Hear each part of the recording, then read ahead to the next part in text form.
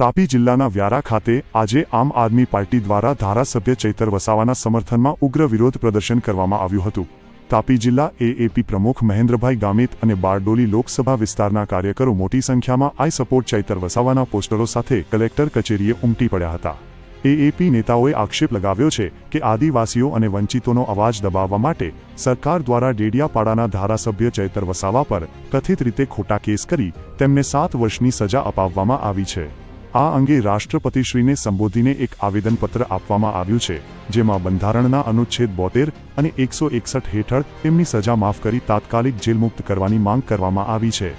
જો કે આવેદન આપવા કચેરીએ પહોંચેલા કાર્યકરોએ વહીવટી તંત્ર સામે ભારે રોષ ઠાલવ્યો હતો, કારણ કે પૂર અને વરસાદ જેવી ગંભીર સ્થિતિ હોવા છતાં કલેક્ટર કે અધિક કલેક્ટર કચેરીમાં હાજર ન હતા।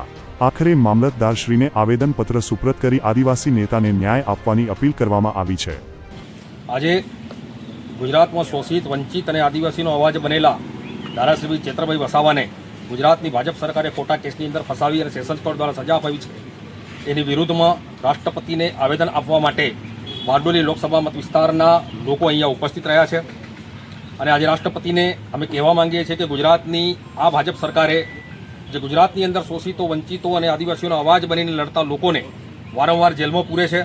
એમના પર ખોટા કેસો કરે છે અને આ કેસો હવે પછી થાય નહીં અને ચૈતરભાઈની સજા માફ થાય, ચૈતરભાઈ તાત્કાલિક જેલમાંથી છૂટે, પ્રજાની વચ્ચે આવે અને જેવી રીતે પ્રજા માટે લડતા આવ્યા છે, પ્રજાના પ્રશ્નોનું સમાધાન કરતા આવ્યા છે, એવી રીતે કરે એવી રાષ્ટ્રપતિને વિનંતી કરવા માટે અને એમને આવેદન આપવા માટે અહીંયા કલેક્ટર ઓફિસ વ્યારા ખાતે આવ્યા છીએ। આજે દુઃખદ બાબત એ છે કે અહીંયા વ્યારા ઓફિસ ખાતે કલેક્ટરશ્રી અને અધિક કલેક્ટરશ્રી બંને અહીંયા ઉપસ્થિત નથી, ત્યારે અમે મામલતદારશ્રીને આવેદન આપ્યું છે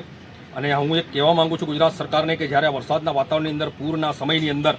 જ્યારે 2 જિલ્લા અધિકારીઓ અહીંયા હાજર નહીં હોય તો આ જિલ્લાની હાલત શું હશે અને આદિવાસી વિસ્તારની હાલત શું હશે।